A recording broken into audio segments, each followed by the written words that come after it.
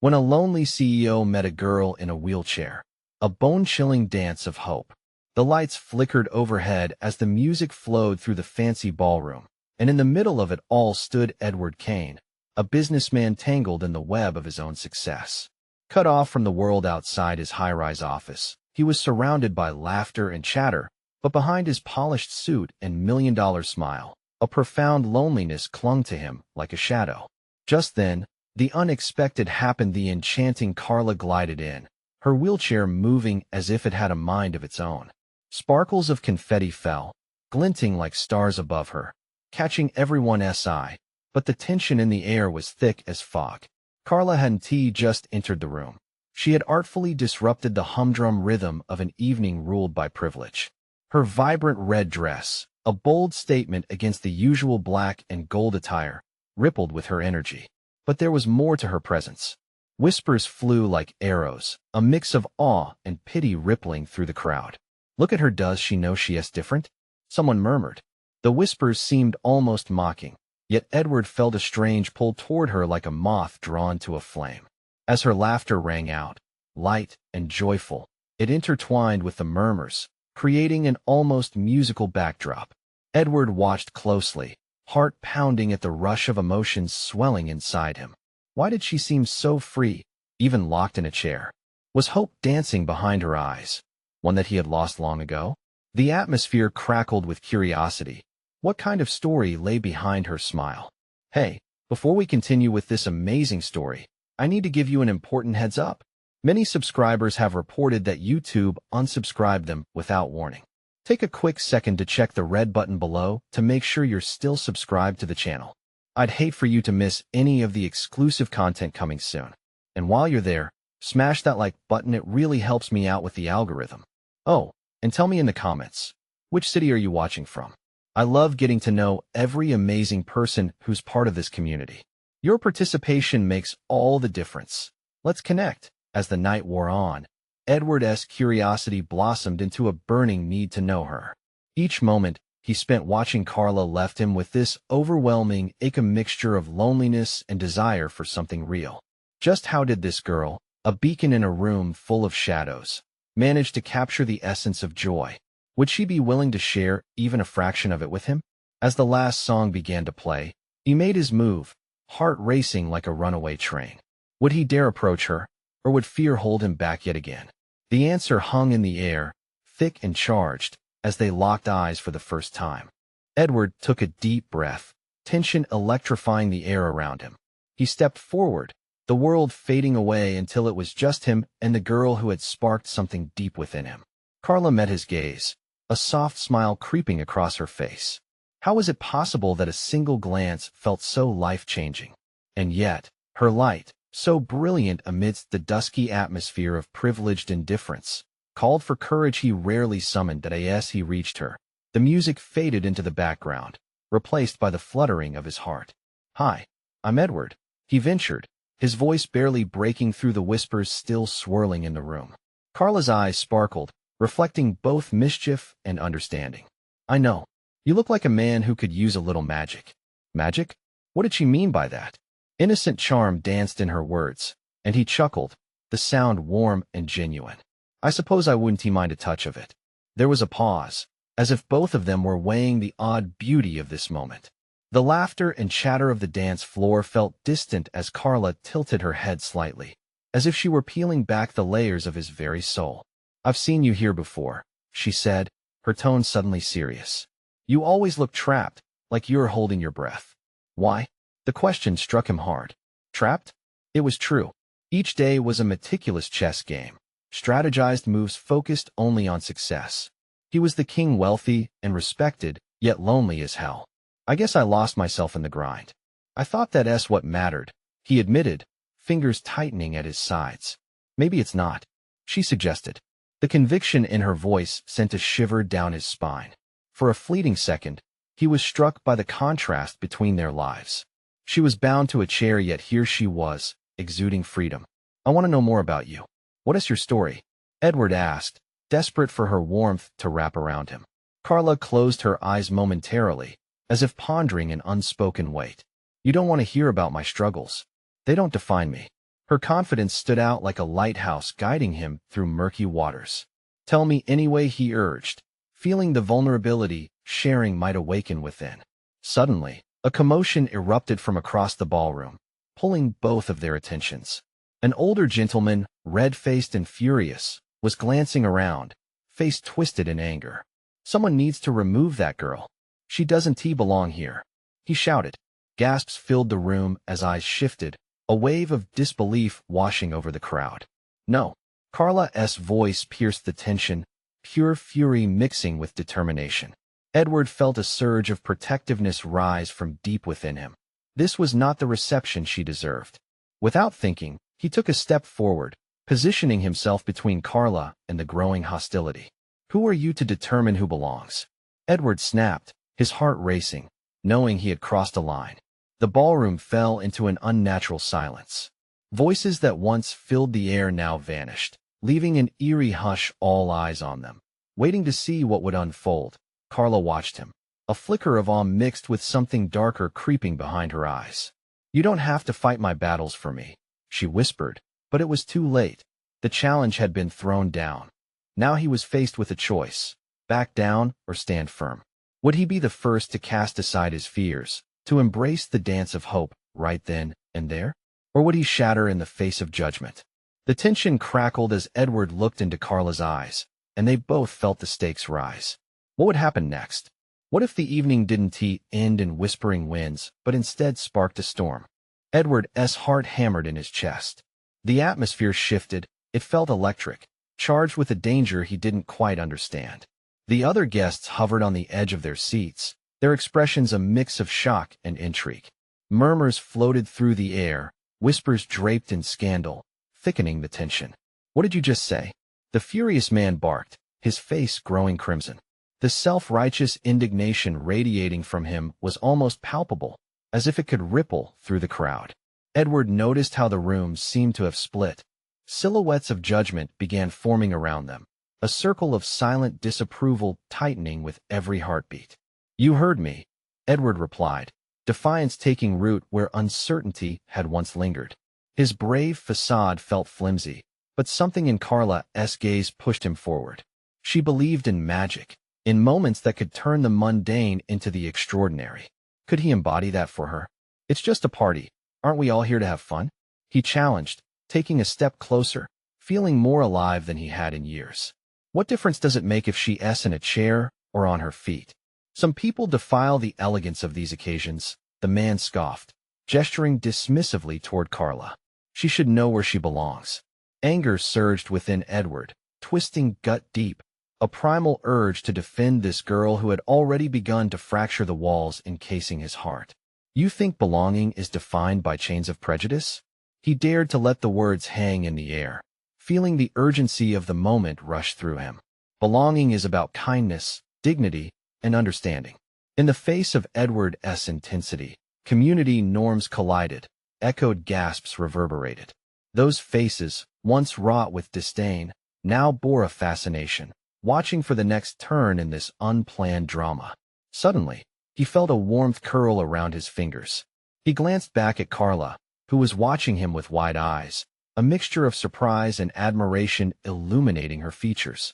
There was a moment, amidst the swirling chaos, where he could see her bravely standing tall even in her chair, bravely reaching out as if to bridge the gap between their worlds.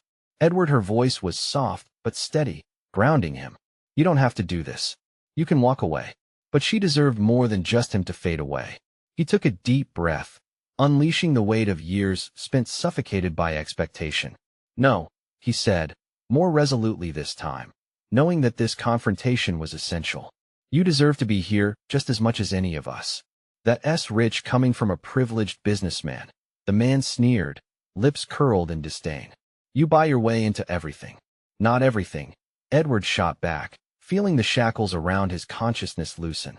"Some of us work for acceptance. You should try it." With that, the chord of audacity struck a final note. It might have been a disaster. It could have been an ending. But perhaps, just perhaps, it ignited a spark of possibility.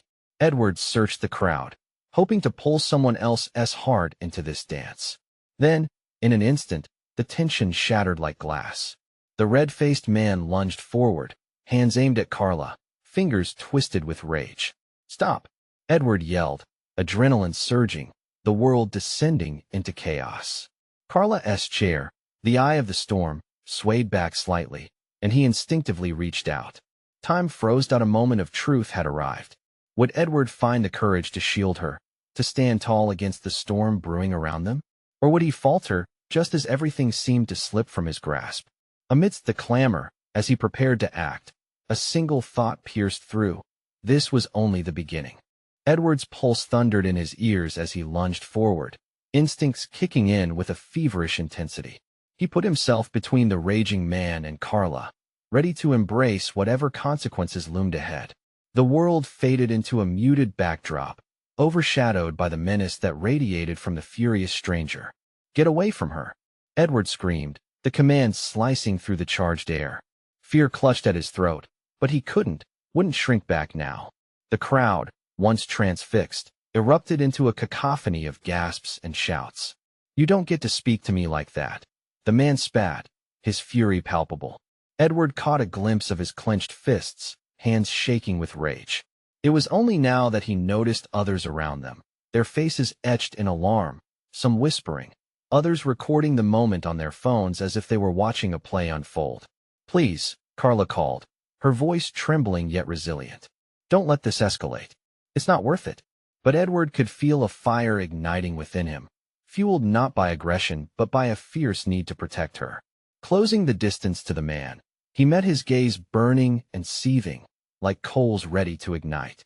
"It's worth standing up for what's right," Edward countered, his heartbeat echoing in his head. "Right? You think you know what's right?" The man sneered, his nostrils flaring. "You don't belong here. You never will." The words hung in the air, heavy with disdain. Edward could feel the crowd's judgment simmering just below the surface.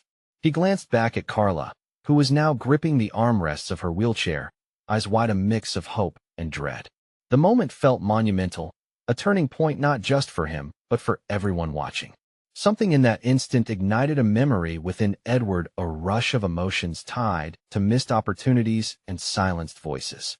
For too long, he had slipped through life's passages without truly connecting. This moment felt like a chance to break free from the chains of his own making. "Enough." He stepped closer, his voice steady now, rising above the din. "You think this is about power? It's not. It's about human decency. Are you so afraid of difference?" In that charged silence, the atmosphere shifted. Heads turned, voices hushed. The crowd seemed to draw closer, a collective breath held, suspended in the weight of his words. Suddenly, the man erupted again, lashing out one last time. "You want to save her? Save yourself first." He swung a fist, aimed directly at Edward's face. Time seemed to slow as Edward sidestepped, adrenaline coursing through his veins, and launched himself forward, fists clenched. He didn't come to fight, but to stand tall against hatred. This confrontation wasn't about violence. It was about refusing to back down against injustice. Hands gripped him, pulling him back. "Stop. You can't do this." Voices shouted like a chorus rising in protest. But beyond those shouts, something shifted. A voice emerged from the crowd, soft yet commanding. "Back off. None of us want this." It was a woman standing near the front, her eyes fierce and determined.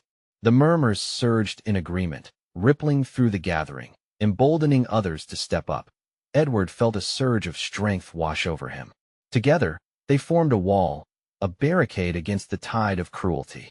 The angry man hesitated, jarred by the unforeseen unity of those around him.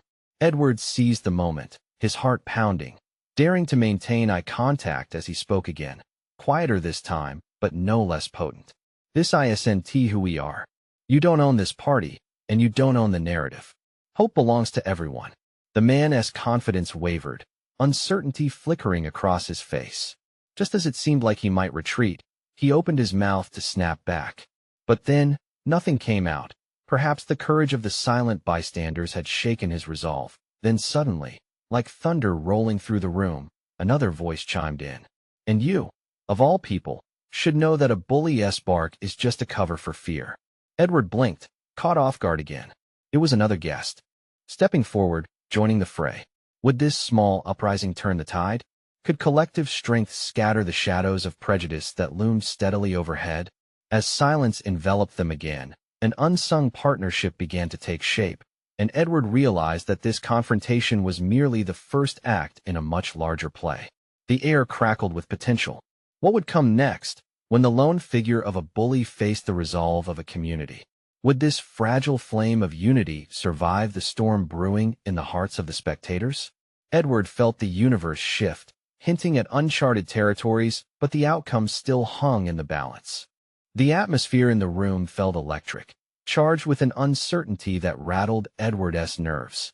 The flickering lights overhead cast distorted shadows, making the crowd appear like an undulating sea of faces, some hopeful, others fearful.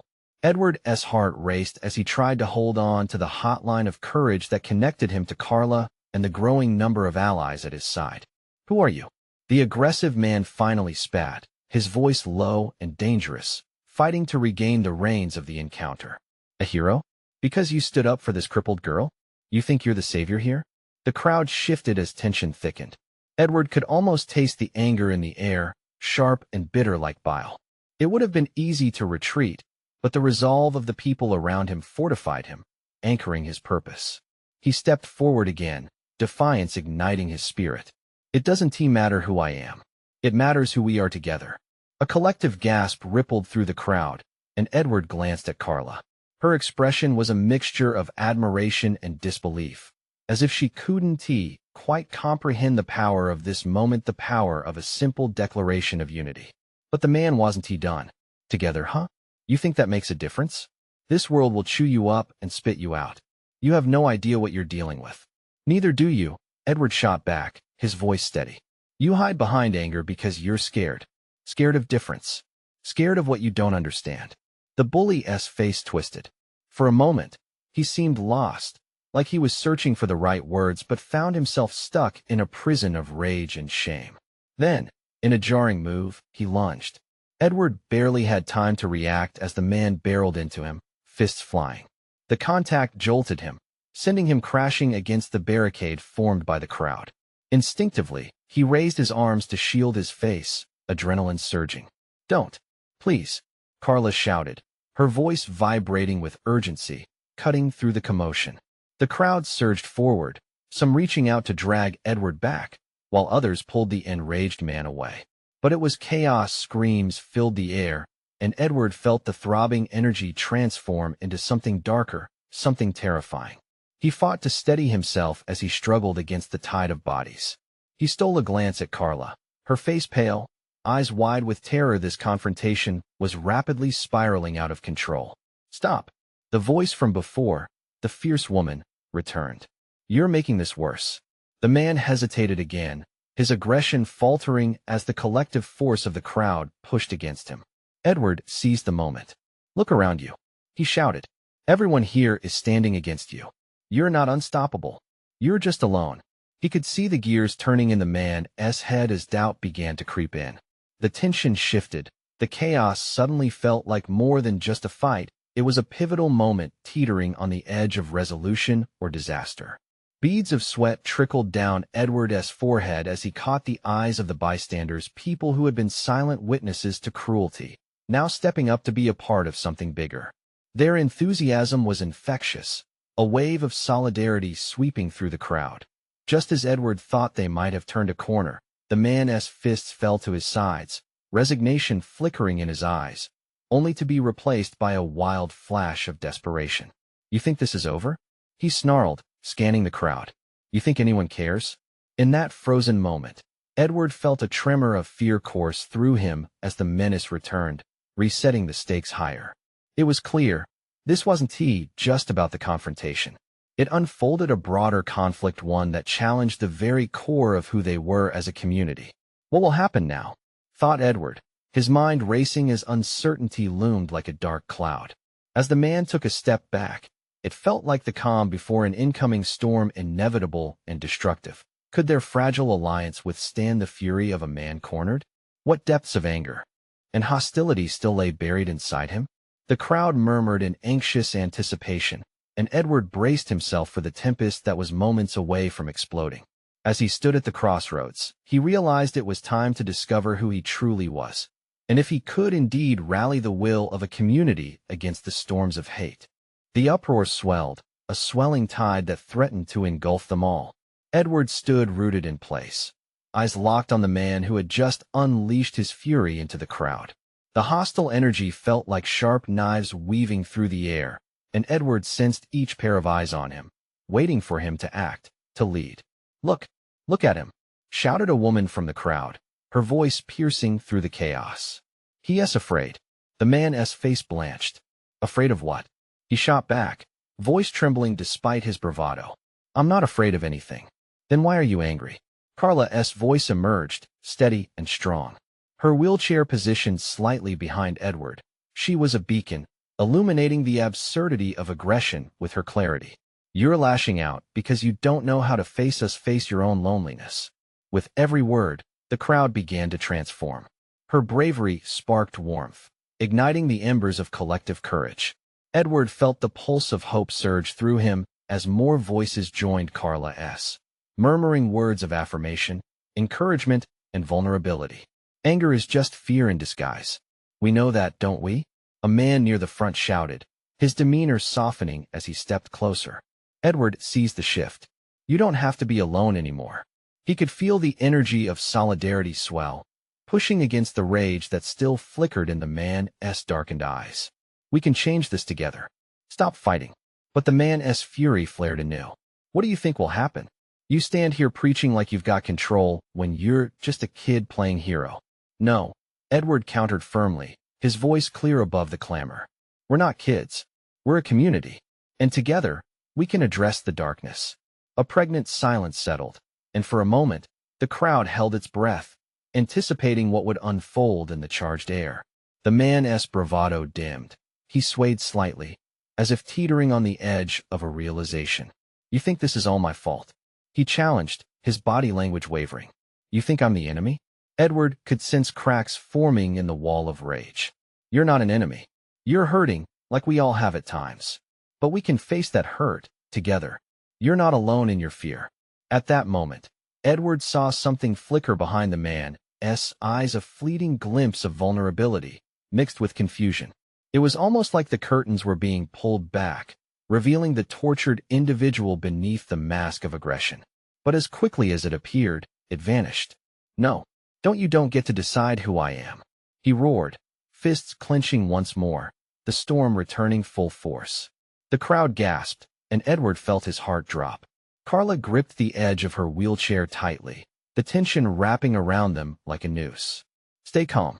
We can't lose this moment," he shouted urgently, his voice straining as he searched for connection. Suddenly, the woman who had spoken earlier stepped forward, her courage mirrored across the crowd. "We've all felt alone, and we know the depths of despair. But we also know how to lift each other up." The crowd began to echo her words, chanting softly but steadily. "Lift each other up. Lift each other up." Edward watched as their collective strength swelled, like a powerful wave cresting towards the shore. But would it be enough to pull the man back from the brink? As the chants built in intensity, Edward felt a new urgency pulse through him. He couldn't let this pivotal moment slip away. Would this man, teetering on the edge, find redemption among the common threads of their shared humanity? The air felt thick with anticipation. The crowd pulsated with the quest for connection, yet danger still loomed over them like dark clouds ready to burst. With a trembling voice, Edward took a deep breath. "What will you choose?"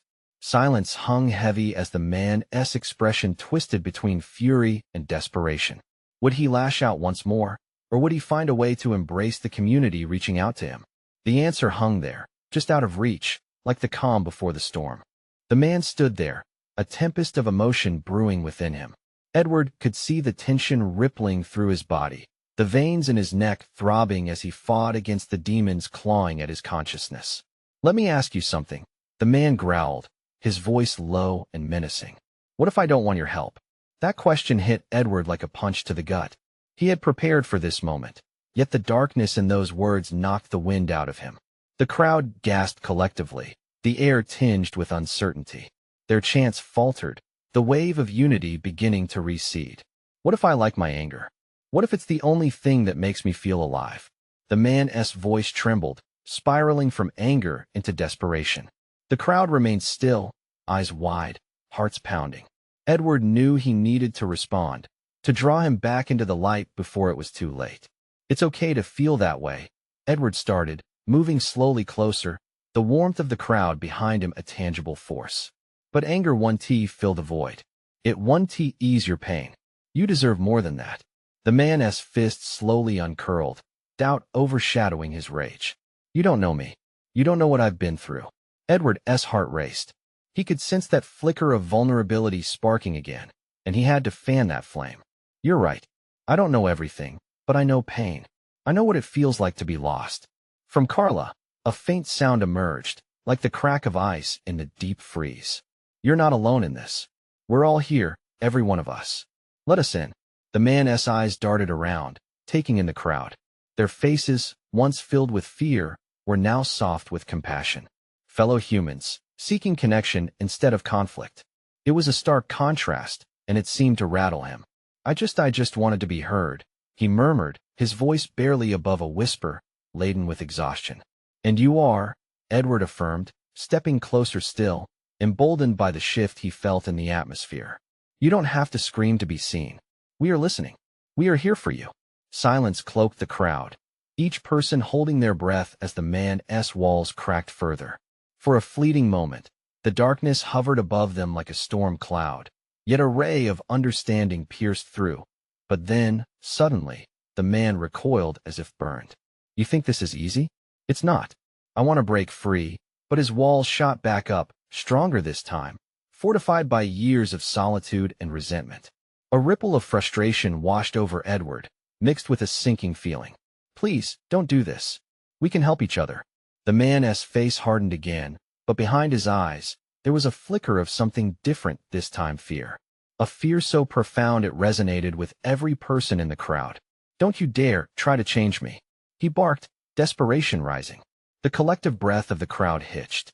They had entered a perilous dance, a make-or-break moment stretched taut. Edward swallowed hard, his heart racing. He glimpsed the fragile balance between hope and despair, the weight of possibility wrung out like a soaked rag. As the man's expression twisted painfully, Edward steeled himself. This doesn't have to be a fight. You matter. You deserve love, friendship, understanding. Let us help you find it. With that, the man hesitated, trembling in the eye of the storm. But what if I can't let go? The tension snapped like a taut string. Would he step forward into vulnerability, or succumb to the darkness that beckoned? The crowd stirred, whispers rising like tendrils of smoke in a breeze. All eyes fixed on the man, waiting, hopeful, even nervous, as if holding their breath. As the man stood frozen, an unexpected voice broke through. What happens if we stop hating, if we stop being afraid? That momentum shifted again, and Edward could feel the fabric of the moment unravel, everything hanging on a thread. What choice would the man make? Would he cling desperately to his anger, or dare to step into the fragile light of connection? The answers lay just beyond reach, swirling in the dense air, as the world around them teetered on the brink. Suddenly, a loud crash shattered the tense stillness, splintering the moment that had hung in the air like a fragile balloon. The crowd flinched as a nearby street vendor's cart toppled over, spilling its contents across the pavement. Hot dogs tumbled, toppings splattered, and the smell of mustard and ketchup wafted through the air. Get it together, the vendor shouted, face flushed with embarrassment. But the shouting only added to the chaos, snapping everyone back to reality. The man visibly flinched at the unexpected noise, and it shattered the fragile tension that had begun to crack open just moments before. Edward felt the surge of panic ripple through the crowd. It felt as though they were collectively holding their breath. He glanced at Carla, who stood frozen, a mix of worry and determination etched on her face. This was not just about one man anymore. It was about hope, about all of them. Look, Edward called, trying to regain control of the moment. We're all human. We all make mistakes. It's okay. The man turned, confusion swirling in his eyes. With every beat of his heart, the mask he'd worn for so long slipped further, revealing the raw despair beneath. But just as quickly as it unveiled, he shoved it back down, as if burying it would save him from the pounding truth. "I don't want your pity," he shouted, his voice rising again, cracking with anguish as he pointed into the crowd. "I don't want any of this. I can't handle it." "Why not?" Edward pressed, moving closer, refusing to let fear push him away. "What is scarier, letting us in or standing alone in the dark?" The crowd was drawn closer, their empathy radiating like warm sunlight. Each face reflected understanding, whispers of agreement flowing through the gathering. "Think about it," someone yelled, breaking the wall of tension that had slowly risen. "You're fighting alone, but you don't have to." Feeling the shift, a courageous voice from the crowd, a young woman with a bandage on her arm, piped up. "I ran from my pain too. But standing here, I realize we're supposed to help each other." The man's shoulders sagged under the weight of their words. The tide of anger that had kept him afloat seemed to waver, losing some of its power. As the realization washed over him, he began to tremble, the walls he'd built up quaking at their foundation. Edward took another step forward, sensing the moment as it teetered perilously on the edge. "What if the anger you hold on to is what keeps you from truly living? We're ready to stand beside you. Let us help carry it." Just then, the vendor called after them. "I learned that when my cart flipped, it wasn't about the hot dogs. It was about the people who came to help clean it up." The words hung in the air, an unexpected reminder of connection and chaos. The man's breath hitched. "I don't know." His hands shook, caught between the despair of his anger and the budding hope in the faces around him. "Try," Edward implored, urgent and fierce. "What do you have to lose? We stand at your side, waiting for you to choose." For a heartbeat, everything seemed to go still again. The only sound his uneven breathing. The crowd leaned in closer, hearts beating as one, desperate for an answer. Then it hit. A surge of courage sparked within him. But before he could take that step forward, a distant siren blared through the street, piercing the moment with sudden tension. The man's eyes widened, and Edward could see the panic building again, swallowing the flicker of hope. "Hey," Carla called out, her voice steady like a lifebuoy in a storm. "None of us are perfect, but together, we can fight off the storm." And just like that, it became clear they were all waiting not just for him, but for the moment when someone could finally feel safe enough to let go. What would he decide? Would he turn his back on the light the crowd desperately offered, or would he take their hands and leap into the unknown? The answer hung heavy in the air, teetering on the edge of decision. The siren wailed closer now, a sharp reminder of the outside world creeping in like an unwelcome shadow. The man's panic morphed into a frantic gaze darting from side to side, as if searching for an escape. Edward felt the crowd's energy shift. A wave of concern rippled through them. "Don't listen to it," Edward urged, stepping forward, his heart pounding. "This is about you. Focus on us." But the man shook his head, disbelief etched into his features. Panic snatched at the corners of his resolve. I can't do this right now." He stumbled back, nearly losing his footing. A teen in the crowd shouted, "What if that siren is a call for help? What if it's someone like you? Someone who is struggling?" It was an unexpected insight that cut through the chaos, landing squarely in the man's heart. He paused. Could it be true? His breath momentarily steadied, and he caught the eyes of the young woman with the bandage, who nodded encouragingly. "Maybe that siren isn't just a distraction," Carla said, her voice rising above the cacophony. "Maybe it's an opportunity. If we can change one life today, why not start with you? After all, hope is born right in the middle of despair." The man's shoulders slackened, but doubt shadowed him like a cloak. He wanted to reach out, to take the hands that were held toward him, but anger was a familiar companion. What do I have to offer? In that moment, amidst all the swirling emotions and voices, one booming voice cut sharp through the crowd. "You have pain." A middle-aged man stepped forward, his eyes fierce yet vulnerable.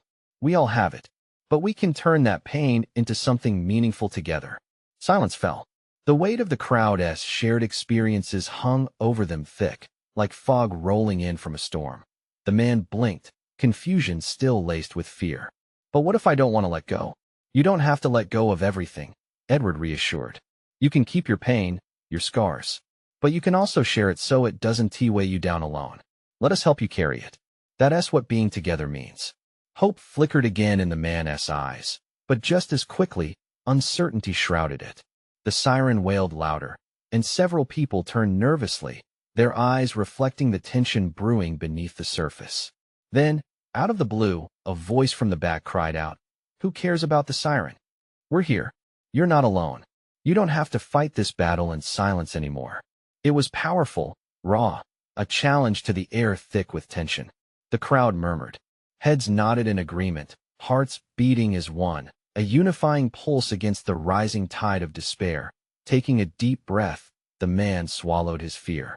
His hands quivered in front of him, the tight grip of anger loosening, allowing the warmth of vulnerability to seep in. "What if I choose to trust?" he whispered, more to himself than to the crowd. Edward stepped forward, closer than he ever dared, the siren's relentless cry fading into the background. "Then your choice can mean everything. Let us step into this storm together. Just take a breath and step forward." The man hesitated, caught in the delicate balance of what was safe and the uncharted territory of trust. But just then, the street vendor, still flustered, stood tall behind him. "You saw my cart fall, but I also saw all of you come together. We can face whatever's next." It was a pivotal moment. The world around faded, leaving only this single decision. Yet, before the man could take that step, the siren escalated into a full-blown cacophony. He froze, eyes wide. Suddenly, Edward saw something shift in the crowd beyond them, a flicker of metal catching the sunlight, revealing a new threat. "Look out!" Someone screamed, and all heads turned. What new danger was lurking just beyond their fragile moment of connection? Was hope about to be extinguished before they could ignite? The crowd held its collective breath, teetering on the brink of despair once more. In that chaotic moment, confusion swept through the crowd as they turned to see the source of the new threat. Edward squinted, heart racing, the adrenaline coursing through his veins, igniting a fierce necessity to protect Carla and the others. Suddenly, a police car screeched to a halt at the edge of the crowd. Officers spilled out, a mix of concern and urgency painting their expressions. Edward's mind raced, piecing together thoughts as the siren's wail softened. Everything within him screamed for calm, but the fear of the unknown gripped like a vice. "Everyone, please step back," shouted one officer, his voice clear amidst the noise. "We need to know what is happening here." Edward felt the energy shift. The man they had been confronting seemed to shrink, his walls re-emerging. "I didn't do anything," he protested, trembling. The crowd murmured, uncertainty hanging heavily over them. Edward took a deep breath, trying to cut through the panic. "Listen," he called out, hands raised in a gesture of peace, heart thumping at the wildness of the situation. "This isn't about fighting. We're all here, trying to connect. This isn't the way." He could feel the eyes of the crowd on him, the atmosphere thick with expectation. "What is your name?" Edward looked directly at the man, whose expression wavered between fury and fear. "Derek," he muttered, eyes darting. "Derek, we know you're angry, and that's okay. But what is happening right now? You have a choice." Edward's voice rang out amidst the fear, searching for the spark of vulnerability he had glimpsed earlier. "Step back," another officer yelled at the gathering. But the crowd already seemed to resist that command, leaning forward into the moment, reluctant to lose the connection they had just begun to forge with one another. "Derek, look at me," Edward urged, stepping closer despite the danger. "You're not alone in this. You can walk away from anger and reach out for help instead. Please, let us not lose this opportunity." The air crackled with tension, the officers waited, eyes sharp. The distance between Derek and Edward seemed to compress. The rage, fear, and vulnerability merged, intertwining like roots in a forest. Edward could feel it. The moment was a fragile thread hanging by a fraying string. "I want to be better," Derek shouted now, voice rising and breaking, the tightly wound emotions bubbling to the surface. "But it's like this darkness just drags me back." "I understand," Edward responded quietly. "And it's okay to be scared. So many of us know what that feels like. You can trust us. We're all trying to find our way. You don't have to do it alone." An officer edged closer, glancing between Edward and Derek. "If there is something we can do to help, let us know. But you need to cooperate. Step forward." "Derek," Carla's voice rang out from behind Edward, steady and calm. "There is strength in admitting we can't do it alone. Let us face this together." Derek's breath hitched, the chaos swirling around him fading into the background. "But what if I fail? Then we'll catch you," Edward assured him, stepping into the space with firm resolve. "You are not defined by your failures. You define yourself through your willingness to try again." A collective hush enveloped the crowd, hearts beating together like a drum as they awaited Derek's response. Something shifted in him, like a butterfly fighting to emerge from its cocoon, the fear trembling beneath the surface, struggling against a desire for connection. Finally, after a deep, shuddering breath, Derek lifted his gaze. I want to try." And just like that, the tension in the air began to deflate. The weight of despair lifted slightly as the crowd collectively exhaled. Officers moved in gently, not as enforcers, but as mediators seeking to join the fragile connection blossoming in those moments. Without breaking the bond forming in that instant, Edward stepped back, letting Derek move towards the officers, a conscious decision to bridge a gap rather than burn a bridge. They surrounded him, every person present drawing closer with expressions of empathy and understanding, allowing the healing to flow. "Together, we're stronger," Edward reiterated softly as they began to talk to Derek. "Just take that first step." Slowly, the storm that had threatened their shared moment began to fade, the dark clouds rolling away, revealing the light beneath. Hope shone through, illuminating the faces gathering around him in that ballroom filled with tension and uncertainty. Amidst the whispers of negativity, a new narrative began to form. Connection was birthed from vulnerability, and as Edward looked to Carla in her wheelchair, he felt a surge of warmth. The magic of renewal was alive. It was a dance they all began to share, step by courageous step. Months passed, and that night became an echo of strength among the community, a reminder. Edward found a new purpose, Carla discovered new horizons, and Derek began to pave his own way toward healing, guided not just by others, but also by the light he still held within. As the sun set on another day, Edward couldn't help but smile, knowing that sometimes hope begins with one kindness igniting a flame in someone else's heart. But before the story faded away, a reminder echoed through his thoughts: this journey wasn't just theirs, it was theirs to share with the world. So don't miss out. You need to subscribe now to this channel, because you don't want to let the next exclusive stories pass you by. Smash that like button now to keep us strong and vibrant. And get involved. Flood the comments section with your reactions and theories about this incredible turning point. Lastly, make sure you instantly share this video with at least 5 friends who need to see this conclusion. This is the moment to show your support. Let us keep the magic alive together.